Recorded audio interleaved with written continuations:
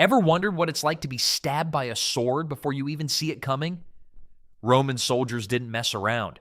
From gut-piercing swords to giant crossbows that could pin you to a wall, these weapons were built for one thing: total domination. And the strangest, most terrifying one? You won't believe where it shows up on the list. The Roman fan favorite, the Gladius. This wasn't your average showy anime sword. The Gladius was short and deadly. About 20 inches of double-edged steel that Roman soldiers used to stab their enemies right in the gut, because stabbing was way more efficient. Less time swinging, more time watching your opponent collapse with holes in their body. Don't let the size fool you. The Gladius was basically the ancient world's version of a tactical knife, if that knife could help conquer most of Europe. It fit perfectly in tight formations, especially in the iconic Roman testudo, where soldiers fought shoulder to shoulder like an angry metal tortoise. Once Roman legions crashed into enemy lines, it was Gladius time. Up close, brutal, and personal. You didn't need to be flashy. You just needed to make your opponent stop breathing. Some versions even had a wasp-waisted blade shape to make pulling it out easier. They engineered better stabbing. Roman practicality at its finest. The pilum wasn't just a spear, it was a message. And that message was, good luck using that shield again. Romans threw it at the start of a fight just before charging.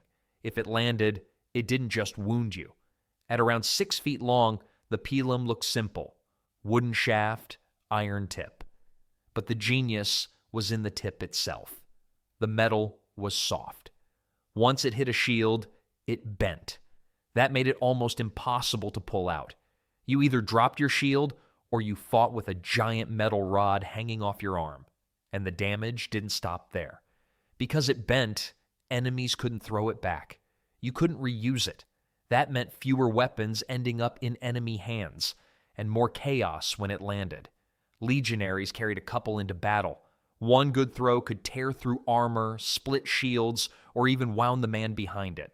And once the pilum did its job, the enemy lines were in disarray, just in time for the Gladius to take over. Its design evolved too. Some versions had pyramidal heads for better penetration. Others had narrower shanks to bend easier. No matter the version, it had one job: break the enemy's defense before the fight began. And while the pilum broke shields, the next weapon shattered something much harder: bone. Get ready for blunt force trauma, Roman style. The Fustabalis didn't look like much. It was just a stick with a sling at the end, but in the right hands, it could kill from over 100 yards away. No flash, no steel, just speed, stone, and a silent strike to the head. Roman soldiers and auxiliaries used it to hurl lead bullets or smooth stones with terrifying force. These weren't random pebbles. They were crafted for flight. Some shaped like almonds, others marked with messages meant to insult or intimidate.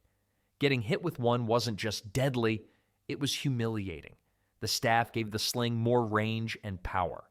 With a quick spin and release, the projectile could hit speeds over 100 miles per hour. It could crush bone, dent helmets, and knock men off horses. And unlike arrows, sling bullets were silent. You never heard it coming. Slingers didn't fight up close. They stayed behind the lines, raining down fire. Before the swords ever clashed, they softened the enemy, breaking shields, disorienting ranks, and turning the ground into chaos. Their targets couldn't dodge what they couldn't see. What made the Fustabalis so effective was how cheap it was. Just a trained arm and a pile of stones. It was accessible and deadly. A rare mix in ancient warfare. And unlike bows, slings could be hidden easily.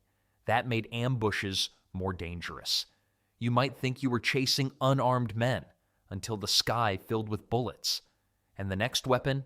It didn't need speed at all. It stood firm and stabbed you from a safe, steady distance. Before the Gladius took the spotlight, the Hasta was Rome's primary weapon. It was a spear, simple, long, and brutal. Around 6 to 7 feet of wood tipped with iron, it was made to hold enemies at bay and pierce through whatever they brought forward. This wasn't a throwing weapon. The hasta was held, pointed forward, and used to thrust. Early Roman soldiers, especially the hastati, carried it into battle as their main tool. They didn't need to swing or charge. They stood in formation and stabbed forward in unison. One move, one purpose. Its strength was in control. A line of spearmen could form a wall, each keeping enemies just out of reach. You didn't need to be strong, just steady. In defense, the hasta could stop a cavalry charge. In offense, it pushed the front line forward, one wound at a time. Even as tactics evolved and the Gladius became the star, the hasta never disappeared. It remained with certain ranks and was still used in ceremonial guards, proving its importance long after the Republic shifted to empire. Its iron tip was leaf-shaped or tapered, made to slide through cloth, leather, and sometimes even mail. You didn't need to kill with every thrust. A wound was enough. Blood loss, panic, and the weight of a Roman charge would do the rest. For centuries, the hasta defined Roman infantry tactics. Hold your ground, advance together, and keep the enemy at a distance until they broke. It was a weapon of discipline. But what happened when that discipline broke? That's when soldiers reached for something smaller, faster, and far more personal. Carried by every Roman legionary, this dagger wasn't for show. It was for survival. When everything else failed, your shield lost, your gladius gone, the Puio was the last thing between you and death. It was small, usually 8 to 11 inches long, with a wide, flat blade. It fit easily on a belt and could be drawn in a split second. In tight spaces where swords were too long to swing, the Puio did what needed to be done. You stabbed, quick, deep, and often, straight into the belly, under the ribs, between armor plates. It was made to find the gaps, hit the soft spots, and end the fight. One clean thrust could take out a man in silence. The Puio was also used for silent kills, surprise attacks, and close combat in the thick of battle. When formations collapsed and chaos took over, soldiers grabbed their daggers and fought like their lives depended on it. Because they did. The blade design changed over time. Some were double-edged. Others had reinforced points for punching through armor. It wasn't a uniform weapon. It was adapted to personal preference and battlefield need. Reliable, brutal, no nonsense. And in the political world, the Puio became infamous. It was the blade of betrayal. Julius Caesar wasn't cut down with swords. He was stabbed over 20 times by men who likely carried Puios just like any other soldier. In one moment, it became both a military tool and a political symbol.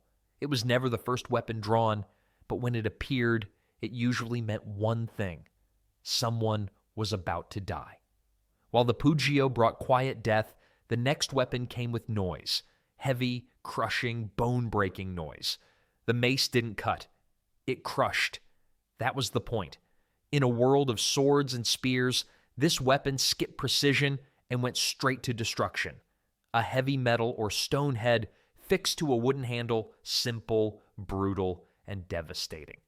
The Romans didn't issue maces as standard gear, but when the situation called for it, siege warfare, riot control, or armored enemies, it made an appearance. You didn't need to aim for gaps in armor. You hit the armor itself and let the bones inside do the breaking. One swing could shatter a forearm, crack a rib cage, or leave a dent in a helmet deep enough to make the rest of the fight irrelevant. It wasn't elegant. It didn't require finesse. You just needed strength and the nerve to get close enough to use it. In battle, a mace was especially effective when the enemy was already off balance. If shields were dropped, the soldier with a mace didn't ask questions. He smashed whatever was in front of him. Limbs, weapons, faces.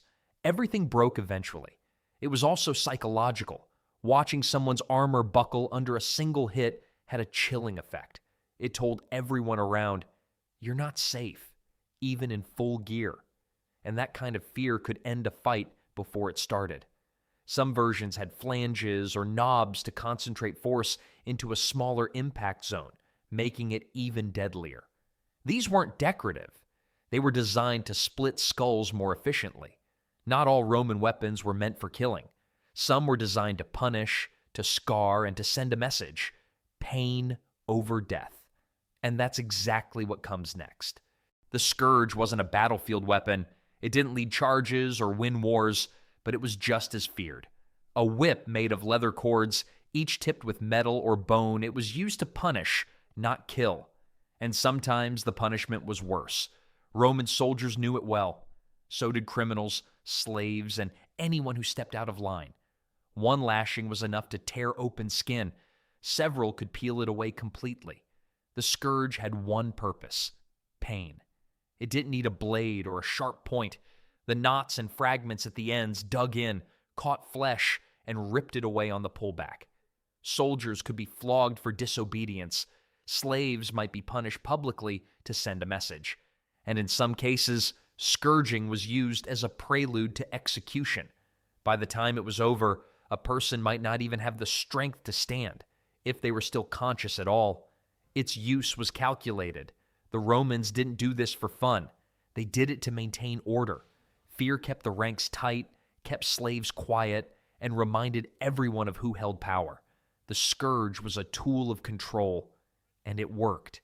Even in Roman justice, it had a role. Certain crimes brought whipping instead of immediate death, but for some, the scourge was a death sentence in slow motion. Blood loss, infection, shock. It didn't take long. It was used in training camps, prison blocks, and military camps across the empire. Wherever there was order to enforce, the scourge waited in the shadows. Not every wound had to be lethal to leave a mark that lasted forever. While this weapon ruled through pain, the next one ruled through panic. A curved blade so terrifying, it forced the Roman army to change its gear. The falx wasn't Roman. It came from the Dacians, fierce warriors who lived in the rugged mountains of modern-day Romania, but the Romans remembered it well. Why? Because it tore through their armor like it wasn't even there. The weapon looked like a farming sickle, only bigger and far more lethal. It had a long, curved blade that hooked downward, ideal for reaching around shields or slicing into the top of a helmet. Wielded with both hands and split a man behind it.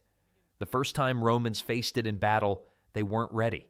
Standard helmets cracked, shield edges splintered, arms were cleaved in half. It was pure mutilation. Soldiers were scared of what it did to people. That fear led to action. Roman commanders ordered reinforcements to helmets, crossbars welded across the top to absorb falx strikes. They added extra armor to the arms and legs, all because one weapon hit harder than anything they'd faced before. The falx worked best when swung overhead or in a tight arc using gravity and momentum together. One blow could crush a skull or snap a collarbone.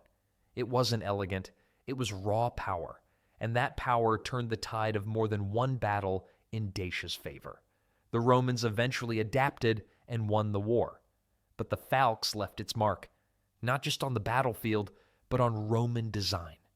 Few weapons had that kind of impact. When your enemy has to invent new armor just to survive your attacks, you know you're holding something dangerous. It didn't matter that it wasn't Roman-made. The falx earned its place in this list because it scared one of the world's greatest armies into changing the way it fought. But not all threats came from steel.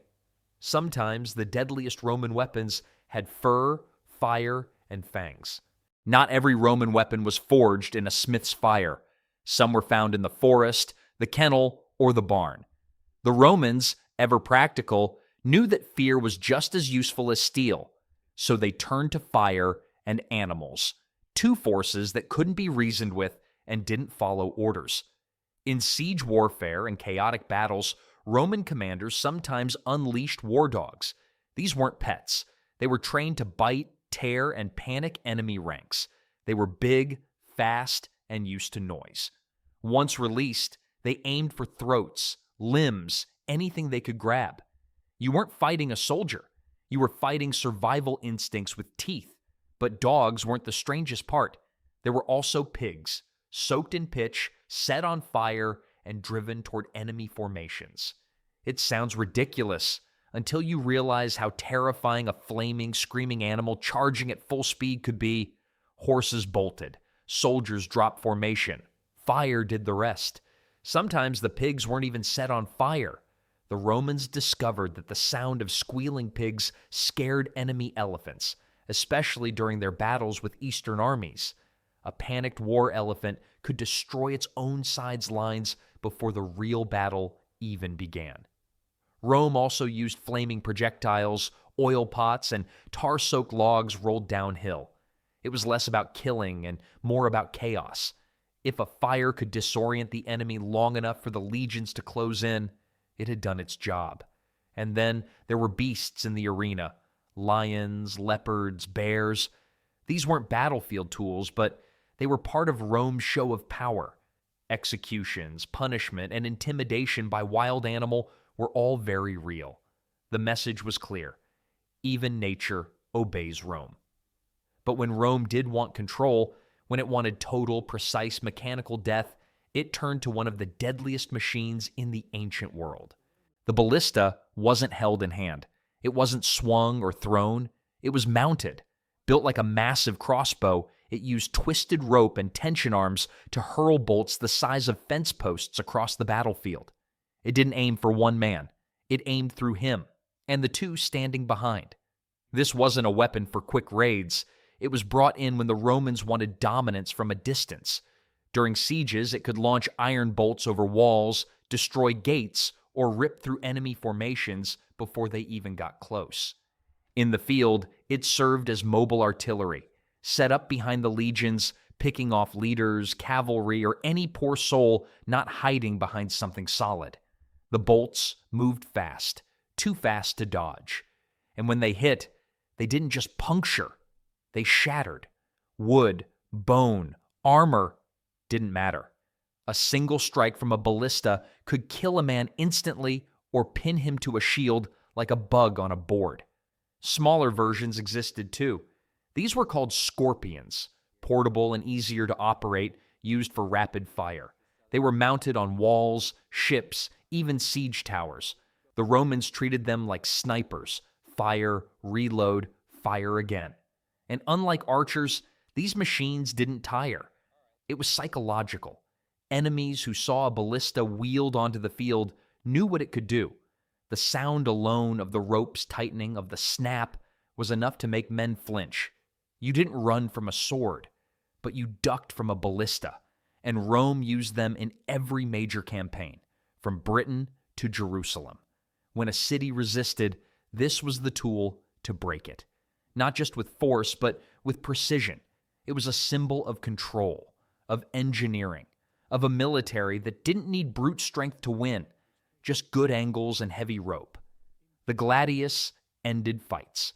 The ballista prevented them from starting. And that's 10. 10 brutal weapons the Romans used to build an empire that lasted for centuries. One stab, one bolt, one flaming pig at a time. Some were clever, some were cruel. All of them worked. So tell me, if you had to face one of these weapons, which would you pick?